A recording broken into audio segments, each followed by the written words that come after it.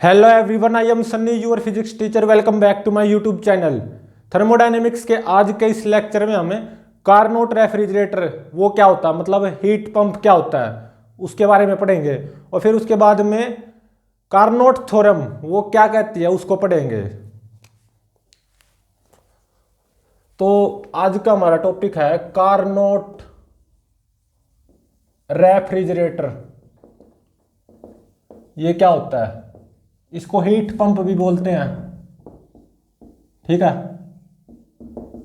तो देखो, एक बार प्रीवियस लेक्चर पे जाते हैं जिसमें हमने कार्नोट हीट इंजन को पढ़ा था। उसमें क्या था, कार्नोट साइकिल आई थी, Carnot cyclic process, PV diagram, ठीक है, कुछ ऐसी आई थी।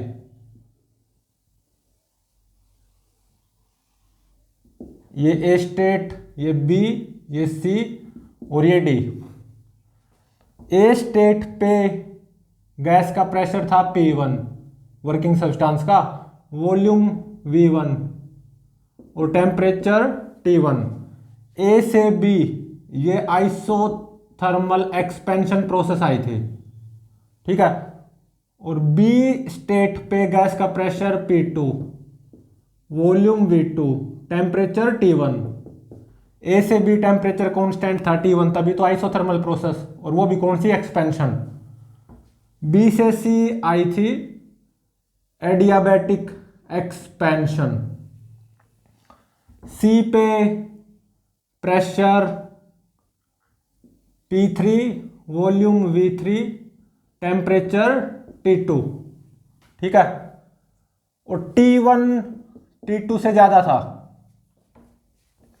T1 था टेम्परेचर ऑफ सोर्स या हॉट रिजर्वोयर का, और T2 टेम्परेचर ऑफ सिंक या कोल्ड रिजर्वोयर का। फिर मैं उस वर्किंग सब्सटेंस को C से D लाया था थ्रू आइसोथर्मल कंप्रेशन, ठीक है। C से D गैस का टेम्परेचर कांस्टेंट रहा था T2, और D पे गैस का pressure P4, volume V4, temperature T2। फिर D से A मैं गैस को ले गया था थ्रू एडियाबैटिक कंप्रेशन, ठीक है। तो ये मेरी कार्नोट साइकिल आई थी पूरी, A से B, B से C, C से D, D से A। ये मेरी कार्नोट साइकिल आई थी, ठीक है। और देखो, ए से बी कार्नोट हीट इंजन में, मतलब प्रीवियस लेक्चर में कार्नोट हीट इंजन की बात करूं मैं, प्रीवियस लेक्चर को थोड़ा सा रिवाइज करूं। ए से बी आइसोथर्मल प्रोसेस है ना, और वो भी एक्सपेंशन। तो delta Q by using formula, जो होता है ना डेल्टा यू प्लस डब्ल्यू, वो फॉर्मूले का यूज करते हुए ये आई थी nRT1 log V2 bye V1, positive आई थी, ठीक है। मतलब हीट एब्जॉर्ब की थी गैस ने फ्रॉम हॉट रिजर्वायर। और अगर मैं B से C की बात करूं कार्नोट हीट इंजन में, B से C एडियाबैटिक एक्सपेंशन है, तो डेल्टा क्यू 0। C से D बात करूं आइसोथर्मल कंप्रेशन, ठीक है। तो डेल्टा क्यू कितना आया था by using formula nRT2 log V4 by V3। ये तो नेगेटिव आएगी, ठीक है ना, क्योंकि V4 V3 से कम है। और अगर मैं अब बात करूं D से A, तो देखो C से D आइसोथर्मल कंप्रेशन में डेल्टा क्यू नेगेटिव आया, तो इसका मतलब heat rejected by working substance to sink, ठीक है। और D से A बात करूं अगर मैं, मतलब ये जो एडियाबैटिक कंप्रेशन है, एडियाबैटिक प्रोसेस है, तो डेल्टा क्यू 0। तो ये जो मेरी कार्नोट हीट इंजन की ये जो कार्नोट साइक्लिक प्रोसेस थी कंप्लीट, A से B, B से C, C से D, D से A, इसमें हीट एब्जॉर्ब कब की है गैस ने, ए से बी में, कंप्लीट साइक्लिक प्रोसेस में देख सकते हो। तो Q1 जो हीट एब्जॉर्ब होता है कंप्लीट साइक्लिक प्रोसेस में, वो एक तरह से क्या आ गया, nRT1 log V2/V1, ठीक है। और इस कंप्लीट साइक्लिक प्रोसेस में सिस्टम ने या मतलब वर्किंग सब्सटेंस ने या गैस ने हीट रिजेक्ट कब की है, C से D आइसोथर्मल कंप्रेशन में। तभी तो डेल्टा क्यू नेगेटिव आया था C से D आइसोथर्मल कंप्रेशन में। नेगेटिव का मतलब हीट रिजेक्ट की होगी। तो एक तरह से Q2 जो हीट रिजेक्टेड होती है by gas in complete cyclic process, वो क्या आ जाएगा, इसका मोड ले लो, nRT2 log V3/V4 हो जाएगा ना, ठीक है।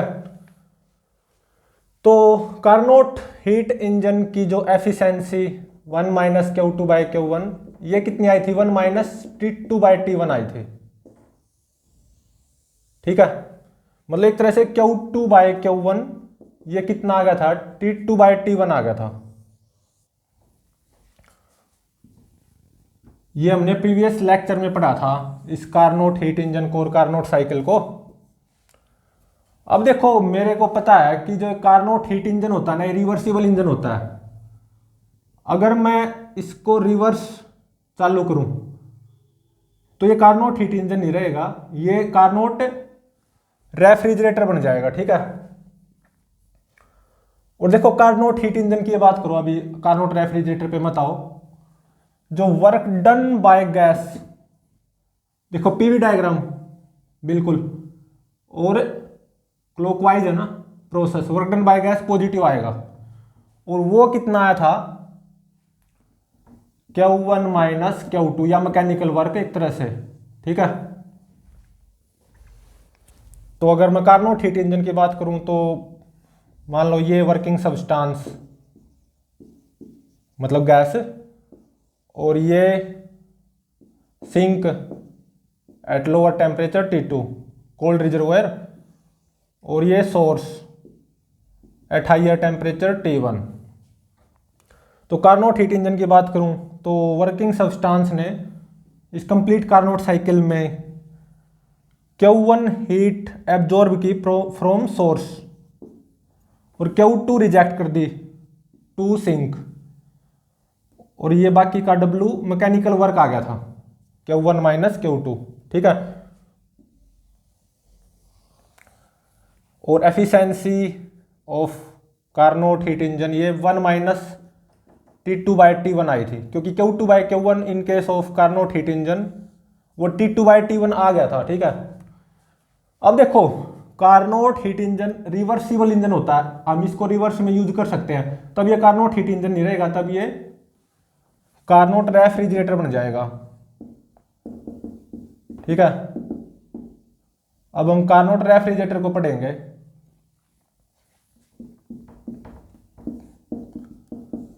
या हीट पंप। तो बस आपको ये करना कि इसको रिवर्स में करना है, ए से डी, डी से सी, सी से बी, बी से ए। तो ये कार्नोट हीट इंजन नहीं रहेगा, कार्नोट रेफ्रिजरेटर बन जाएगा। अभी थोड़ी देर में पता चल जाएगा कैसे रेफ्रिजरेटर बन जाएगा। ये ए, ये डी, ये सी, और ये कुछ है बी, ठीक है। ए से डी, डी से सी, सी से बी, बी से ए। ध्यान दें इनमें से कोई स्ट्रेट लाइन नहीं है, ठीक है, ये थोड़ी सी कर्व टाइप में है। ए पे गैस का pressure P1, volume V1, temperature T1। ए से डी ये क्या हो जाएगी, एडियाबैटिक एक्सपेंशन। डी पे गैस का pressure P4, volume V4, temperature T2। अब डी से सी क्या हो जाएगी, आइसोबैरिक एक्सपेंशन। तो सी पे गैस का pressure P3, volume V3, temperature T2, ठीक है। सी से बी ये क्या हो जाएगी, एडियाबैटिक कंप्रेशन। तो बी पे गैस का pressure P2, volume V2, temperature T1। B से ए ये क्या हो जाएगी, आइसोथर्मल कंप्रेशन। तो ये जो कार्नोट साइकिल आई थी ना ऐसे, मतलब क्लॉकवाइज, उसको एंटी क्लॉकवाइज यूज करो, ए से डी, बी से सी, सॉरी डी से सी, सी से बी, बी से ए। तो ये कार्नोट रेफ्रिजरेटर में कन्वर्ट हो जाएगा। ठीक है, वो कैसे? तो देखो ए से डी अगर मैं बात करूं तो ये क्या है, एडियाबैटिक एक्सपेंशन। तो प्रोसेस तो एडियाबैटिक ही है, तो डेल्टा क्यू 0 आएगा। डी से सी अगर मैं बात करूं तो ये क्या है, आइसोथर्मल एक्सपेंशन। तो डेल्टा क्यू ये क्या आएगा, यहां पे पॉजिटिव आएगा, आइसोथर्मल एक्सपेंशन है ना, और वो कितना आएगा, nRT2 और log V3/V4 फॉर्मूले का यूज किया। ठीक है, तो ये पॉजिटिव आएगा। तो इसका मतलब डी से सी हीट एब्जॉर्ब की जाएगी। ठीक है, और सी से बी बात करूं अगर मैं, एडियाबैटिक प्रोसेस है तो डेल्टा क्यू 0 रहेगा, एडियाबैटिक कंप्रेशन है ना। और बी से ए बात करूं तो ये आइसोथर्मल कंप्रेशन है, तो delta Q by using formula क्या आएगा, nRT1 log V1/V2। ये नेगेटिव आएगा क्योंकि V1 V2 से कम है ना। नेगेटिव का मतलब heat rejected by working substance. ठीक है, तो अगर मैं कार्नोट रेफ्रिजरेटर की बात करूं तो देखो इस ये क्या है, nRT2 log V3/V4, nRT2 log V3/4, ये Q2 है। ठीक है, और nRT1 log V1/V2 ये नेगेटिव, इसका मतलब heat rejected from B to A। तो n कितनी हीट रिजेक्टेड होगी, इसका मोड कितनी हीट रिजेक्टेड होगी B to A इस आइसोथर्मल कंप्रेशन में। नेगेटिव तो ये बता रहा है कि हीट रिजेक्टेड, लेकिन कितनी हीट रिजेक्टेड होगी, इसका मोड, तो nRT1 log V2/V1 हो जाएगा। सही बात है ना। तो इतनी हीट रिजेक्टेड, और nRT1 log V2/V1 ये क्या आया था, ये Q1 आया था, तो इसका मतलब ये Q1 हो गया। ठीक है, तो अब मैं कार्नोट रेफ्रिजरेटर का ये फिगर बनाने जा रहा हूं, ये वाला। यहां पे वर्किंग सब्सटेंस, ठीक है, और यहां पे ये सिंक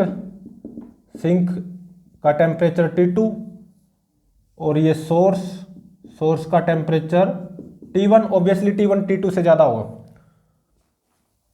ठीक है, तो देखो हीट एब्जॉर्ब्ड वो कितनी, Q2, और वो भी यहां पे फ्रॉम सिंक।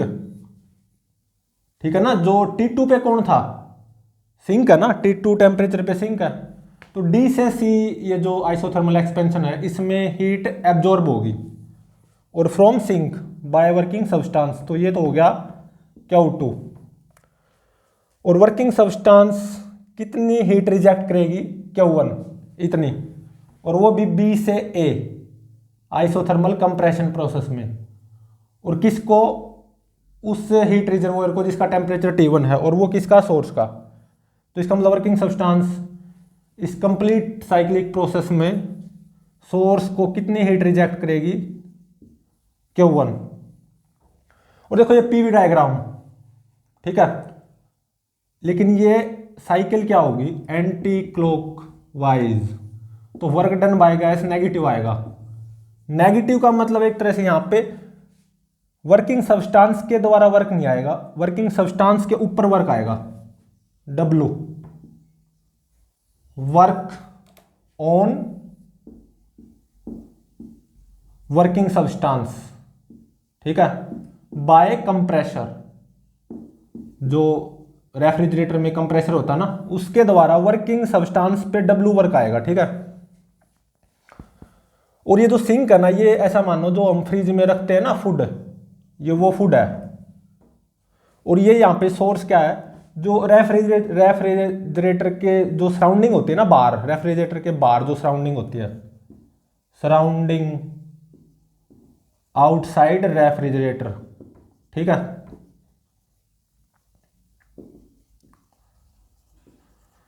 तो इसका मतलब हम क्या करते हैं, फूड को ठंडा करना चाहते हैं इनसाइड रेफ्रिजरेटर, तो उससे हीट एक्सट्रैक्ट करनी होगी ना, वर्किंग सब्सटेंस करेगी। और वो भी तभी करेगी जब हम वर्किंग सब्सटेंस पे कुछ वर्क करेंगे बाय कंप्रेशर, रेफ्रिजरेटर में जो कंप्रेसर यूज होता है, ठीक है। और finally working substance heat reject कर देगी Q1 to surrounding of refrigerator, ठीक है। तो देखो यहां से Q2 प्लस W, ये कितना आ गया Q1, तो W कितना आ गया Q1 माइनस Q2। तो यहां पे in case of Carnot refrigerator एक टर्म डिफाइंड होगी, coefficient of performance of refrigerator, coefficient of performance of refrigerator या ऑफ कार्नोट रेफ्रिजरेटर, ठीक है। और इसको हम बीटा से डिनोट करेंगे। ये बीटा किसके बराबर होगा, Q2 बाय W के बराबर। तो हम क्या चाहते हैं कि कोफिशिएंट ऑफ परफॉर्मेंस रेफ्रिजरेटर की ज्यादा से ज्यादा हो, और हम ये भी चाहते हैं कि हम कम से कम वर्क करें by compression on working substance, और फूड से ज्यादा हीट एक्सट्रैक्ट करें। तो मतलब W कम से कम हो, Q2 ज्यादा से ज्यादा हो, W कम से कम Q2 ज्यादा से ज्यादा, तभी तो ये बीटा ज्यादा से ज्यादा आएगा। तो इस बीटा को बोला गया है coefficient of performance of refrigerator, ठीक है। तो Q2 बाय में W, work done by compressor on working substance, working substance जो गैस होती है ना इनसाइड रेफ्रिजरेटर, जो गैस होती है, तो कंप्रेशर के द्वारा work done on this working substance W, वो कितना Q1 माइनस Q2। तो अब क्या करो, ऊपर नीचे Q1 से डिवाइड कर दो, Q2 बाय Q1 बाय में 1 माइनस Q2 बाय Q1। अब देखो Q2 बाय Q1 ये T2 बाय T1 के बराबर आया था, तो T2 बाय T1 हो जाएगा, बाय में 1 minus Q2 bye Q1, T2 bye T1, ठीक है। तो यहां से जो बीटा आएगा ना, ये आएगा T2 divided by T1 minus T2, ठीक है। और देखो कार्नोट हीट इंजन के केस में जो एफिशिएंसी आई थी इट्टा, वो 1 माइनस T2 बाय T1 आई थी, ठीक है। तो यहां पे T2 बाय T1 ये कितना हो जाएगा, 1 माइनस इट्टा, और divided by 1 minus T2 bye T1 ये इट्टा हो जाएगा। तो ये रिलेशन भी है between coefficient of performance of Carnot refrigerator and efficiency of Carnot heat engine eta, ठीक है। और देखो हम क्या चाहते हैं कि coefficient of performance of this Carnot refrigerator ये ज्यादा से ज्यादा हो, मतलब हम बीटा को ज्यादा से ज्यादा चाहते हैं। तो for a particular value of temperature of A food या सिंक T2 कोई पर्टिकुलर वैल्यू है, तो फिर बीटा ज्यादा से ज्यादा कब होगा, जब T1 माइनस T2 ये जो टेम्परेचर डिफरेंस है ना between surrounding of refrigerator and food of refrigerator, ये कम से कम हो, तभी तो coefficient of performance of refrigerator beta वो ज्यादा से ज्यादा होगा, ठीक है। और हमारा रेफ्रिजरेटर मोर एफिशिएंट होगा। ठीक है, मतलब हमें कम से कम वर्क करना पड़ेगा बाय कंप्रेशन, मतलब कंप्रेसर को कम से कम वर्क करना पड़ेगा वर्किंग सब्सटेंस पे, और फूड से ज़्यादा हीट एक्सट्रैक्ट हो जाएगी। यही तो चाहते हैं हम रेफ्रिजरेटर से। और ये ऐसा कब होगा, जब बिट्टा ज़्यादा से ज़्यादा हो। मान लो मैंने फूड का टेम्परेचर कोई फिक्स कर लिया T2 समथिंग, तो बिट्टा ज़्यादा से ज़्यादा कब होगा, जब ये जो टेम्परेचर डिफरेंस है ना between surrounding of refrigerator and food inside refrigerator, जो ये टेम्परेचर डिफरेंस है T1 माइनस T2, ये कम से कम हुआ तभी तो beta coefficient of performance of this Carnot refrigerator वो ज़्यादा से ज़्यादा होगा। ठीक है,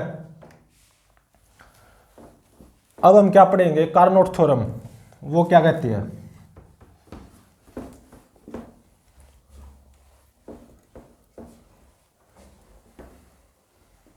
अब हम पढ़ेंगे कार्नोट थ्योरम। ठीक है,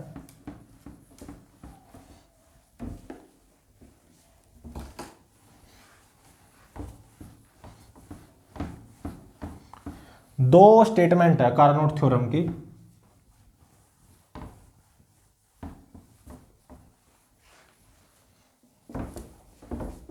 कार्नोट थ्योरम की दो स्टेटमेंट हैं। तो अब किसकी बारी है, कार्नोट थ्योरम ये क्या कहती है। तो देखो फर्स्ट स्टेटमेंट इसको पढ़ेंगे, फिर बाद में second statement of Carnot theorem. तो देखो मान लो ये सिंक है, कोल्ड रिजर्वायर, टेम्परेचर T2, ये सोर्स है hot reservoir, temperature T1, T2 से ज़्यादा होगा बिल्कुल, ये वर्किंग सब्सटेंस है। ठीक है, तो मान लो ये कार्नोट हीट इंजन है, कार्नोट हीट इंजन। तो वर्किंग सब्सटेंस सोर्स से हीट एब्जॉर्ब करेगी Q1, और कुछ पार्ट सिंक को रिजेक्ट कर देगी Q2, और ये W क्या था, मैकेनिकल वर्क। ठीक है, तो ऑब्वियसली Q1 किसके बराबर होगा, W प्लस Q2 के बराबर। ठीक है, तो जो एफिशिएंसी आती है 1 minus Q2 by Q1 in case of this Carnot heat engine, अगर ये कार्नोट हीट इंजन है तो ये कितनी आती है, 1 minus T2 by T1 in case of Carnot heat engine. ठीक है, तो फर्स्ट जो स्टेटमेंट है कार्नोट थ्योरम की, ये क्या कहती है, मान लो कोई भी हीट इंजन हो working between these two temperatures T1 and T2, उस हीट इंजन की एफिशिएंसी कार्नोट हीट इंजन की एफिशिएंसी के बराबर या उससे कम होगी। मतलब eta will be less than और equal to 1 minus T2 by T1। मतलब दो टेम्परेचर्स के बीच में T1 और T2, दो टेम्परेचर्स के बीच में मान लो कोई हीट इंजन वर्क कर रहा है, तो किस हीट इंजन की एफिशिएंसी सबसे ज़्यादा होगी, कार्नोट हीट इंजन की। अगर मैं जनरल बात करूं, जो फर्स्ट स्टेटमेंट है कार्नोट थ्योरम की, कोई भी जनरल हीट इंजन है T1 और T2 टेम्परेचर के बीच में वर्क कर रहा है। ठीक है, तो उससे हीट इंजन की जो एफिशिएंसी होगी ना इट्टा, वो कार्नोट हीट इंजन की एफिशिएंसी के बराबर या उससे कम होगी, और कार्नोट हीट इंजन भी उन्हीं दो टेम्परेचर्स के बीच में वर्क कर रहा हो। ठीक है, तो eta must be less than equal to 1 minus T2 by T1। तो इसका मतलब दो टेम्परेचर के बीच में अगर कोई हीट इंजन काम कर रहा है तो उसकी मैक्सिमम एफिशिएंसी कितनी हो सकती है, 1 माइनस T2 बाई T1, और वो भी किस हीट इंजन की होगी, जब वो हीट इंजन क्या होगा, कार्नोट हीट इंजन। ठीक है,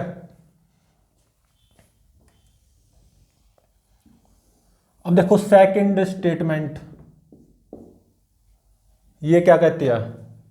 मान लो कोई रेफ्रिजरेटर है, कार्नोट रेफ्रिजरेटर कोई ले लो सबसे पहले। मान लो कार्नोट रेफ्रिजरेटर है, ठीक है, ये सिंक टेम्परेचर T2 मतलब जो फूड होता है, और ये मेरी वर्किंग सब्सटेंस, और ये मेरा source as at temperature T1। Obviously T1 T2 से ज़्यादा होगा। कार्नोट रेफ्रिजरेटर में क्या होता है, जो कार्नोट साइकिल आई थी ना कार्नोट हीट इंजन में, उसको रिवर्स कर दो तो वो कार्नोट रेफ्रिजरेटर बन जाता है। ये Q2 ऐसे Q1 और ये W work by compressor on working substance. ठीक है, तो इस केस में जो in case of Carnot refrigerator जो कोफिशिएंट ऑफ परफॉर्मेंस आई थी बीटा, ये किसके बराबर आई थी, ये आई थी ये आई थी T2/T1 डिवाइडेड बाय 1 - T2/T1, या एक तरह से T2 divided by T1 - T2। T2/T1 - T2 लिख लो, ये और भी बढ़िया है। ठीक है, तो जो कार्नोट रेफ्रिजरेटर है उसकी जो कोफिशिएंट ऑफ परफॉर्मेंस वो आई थी T2/T1 - T2। ठीक है, ये है coefficient of performance of Carnot refrigerator. ठीक है, कार्नोट रेफ्रिजरेटर की ध्यान रहिए कोफिशिएंट ऑफ परफॉर्मेंस बीटा। तो जो सेकंड स्टेटमेंट है कार्नोट थ्योरम की वो क्या कहती है, मान लो कोई भी रेफ्रिजरेटर हो जनरल, ठीक है, इन दो टेम्परेचर के बीच में काम कर रहा हो, जनरल रेफ्रिजरेटर हो कोई भी। ठीक है, तो जो सेकंड स्टेटमेंट है कार्नोट थ्योरम की वो क्या कहती है, उस जनरल रेफ्रिजरेटर की जो कोफिशिएंट ऑफ परफॉर्मेंस होगा ना बीटा, वो कार्नोट रेफ्रिजरेटर के कोफिशिएंट ऑफ परफॉर्मेंस के बराबर या उससे कम होगा, लेस देन और इक्वल टू T2/T1 - T2। ठीक है, और बीटा ये क्या आया था, Q2/W। और in case of Carnot refrigerator ये बीटा T2/T1 - T2 आ गया था। ठीक है, तो कोई भी रेफ्रिजरेटर हुआ उसकी जो कोफिशिएंट ऑफ परफॉर्मेंस है ना वो T2/T1 - T2 के बराबर या उससे कम होगी, मतलब T2/T1 - T2 से ज्यादा हो ही नहीं सकती, उसके बराबर या उससे कम होगी। और T2/T1 - T2 ये कब होगी बीटा की वैल्यू, जब वो रेफ्रिजरेटर कौन सा होगा, कार्नोट रेफ्रिजरेटर। ठीक है, तो इसका मतलब दो टेम्परेचर के बीच में कोई रेफ्रिजरेटर काम कर रहा है ना, तो सबसे ज्यादा कोफिशिएंट ऑफ परफॉर्मेंस किसकी होती है, कार्नोट रेफ्रिजरेटर की। इन्हीं दो टेम्परेचर के बीच में बाकी और रेफ्रिजरेटर काम कर रहे हो अदर देन कार्नोट रेफ्रिजरेटर, तो उनकी जो कोफिशिएंट ऑफ परफॉर्मेंस आएगी वो T2/T1 - T2 से कम ही आएगी, और ये जनरल है। ठीक है, ऐसा ही यहां पे फर्स्ट स्टेटमेंट में है, कार्नोट हीट इंजन मान लो है ये, तो कोफिशिएंट जो एफिशिएंसी आई थी कार्नोट हीट इंजन के केस में, एफिशिएंसी 1 - T2/T1 आई थी। ठीक है, इन्हीं दो टेम्परेचर के बीच में अगर कोई दूसरा हीट इंजन काम कर रहा है other than Carnot heat engine, इन्हीं दो टेम्परेचर के बीच में, तो उस केस में जो एफिशिएंसी आएगी ना ईटा, वो 1 - T2/T1 से कम होगी, और ये जनरल है, इसमें दोनों चीजें आ जाती हैं। इक्वल का साइन किस केस में, जब वो हीट इंजन क्या होगा, कार्नोट हीट इंजन होगा, और लेस देन का साइन जब वो heat engine other than Carnot heat engine होगा। ठीक है, तो ये थी कार्नोट थ्योरम। तो प्लीज चैनल को लाइक शेयर और सब्सक्राइब जरूर करें।